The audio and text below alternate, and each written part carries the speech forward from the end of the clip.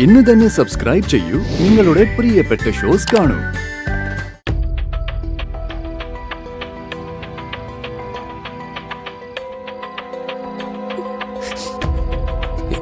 ഇനിയിപ്പോ രാത്രി തെരച്ചിലില്ല. നാളെ ആകുമ്പോഴേക്കും ആർക്കും ഒരു പ്രതീക്ഷ ഉണ്ടാവില്ല.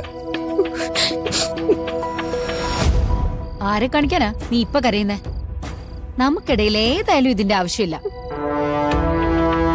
വരുൺ നഷ്ടപ്പെടണമെന്ന് ഞാൻ ഒരിക്കലും ചിന്തിച്ചിട്ടില്ലല്ലോ ചെറിയമ്മ. അത് എടുത്ത് ചാടിയവൻ ഓർക്കണമായിരുന്നു. ഞാനത് വിളിച്ചു പറഞ്ഞപ്പോ അച്ഛൻ എന്നെ തല്ലി എന്റെ കഴുത്തിന് കയറി പിടിച്ചു. പക്ഷേ എന്താ ഞാൻ പറഞ്ഞാല് വാസ്തവമില്ലേ? നിനക്ക് തോന്നിയിട്ടില്ല അങ്ങനെ? എല്ലാവരും വലിയ വിശ്വാസികളാണല്ലോ. വേറെ ആർക്കെങ്കിലും ആണിത് സംഭവിച്ചെങ്കിൽ പാപം ചിന്തിച്ചിട്ടാണ്, പാപം ചെയ്തിട്ടാണെന്നൊക്കെ പറയുമല്ലോ. ഇവരുടെ കാര്യത്തിൽ പറയാൻ എന്താ ഇത്ര ബുദ്ധിമുട്ട്? കൽപ്പനെ പതുക്കെ. നാളെ തെരച്ചിലൂടെ കൃത്യമായിട്ടൊരു ഉത്തരം കിട്ടും. അതെന്ത് തന്നെ ആയാലും എല്ലാവരും അത് ഫേസ് ചെയ്തേ പറ്റൂ. പ്രിയങ്കെ, നിന്നോടായി പറയുന്നേ. ദേ, കരഞ്ഞു കരഞ്ഞ് എന്തെങ്കിലും വിളിച്ചു പറഞ്ഞോണ്ടല്ലോ എല്ലാരും കൂടെ അകത്തുപോകും.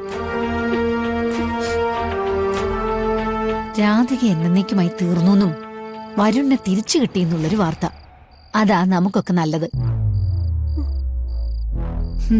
എന്തായാലും നീ കുറച്ചേരം കിടന്ന് ഉറങ്ങാൻ നോക്ക്.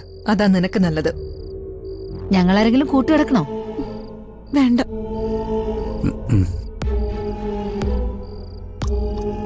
പ്രിയങ്ക, വാക്ക് മാറാൻ പ്രിയങ്കയ്ക്ക് പ്രശ്നമില്ലെന്നറിയാം. നീ അത് മുമ്പ് പലതവണ തെളിയിച്ചതുമാണ്. ഇവിടെ ഞങ്ങളെ ചതിക്കാൻ നോക്കിയ നീ മാത്രമായിരിക്കും കുടുങ്ങുക.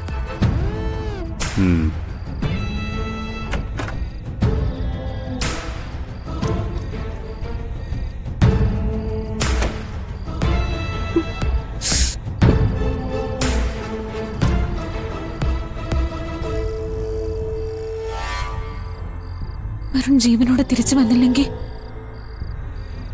എന്റെ ആഗ്രഹങ്ങളെല്ലാം അവസാനിക്കും. എനിക്ക് പിന്നെ ഒന്നും നേടിയെടുക്കാൻ പറ്റില്ല.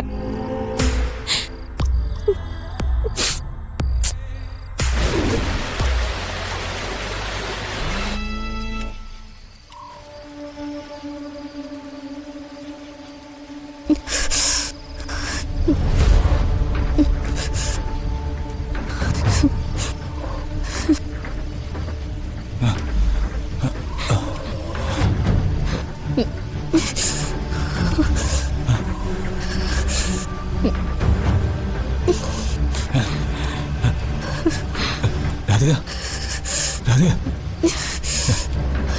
രാധിക,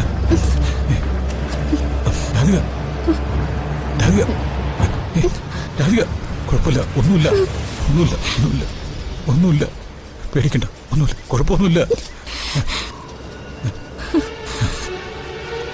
കുഴപ്പമില്ല, ഒന്നുമില്ല.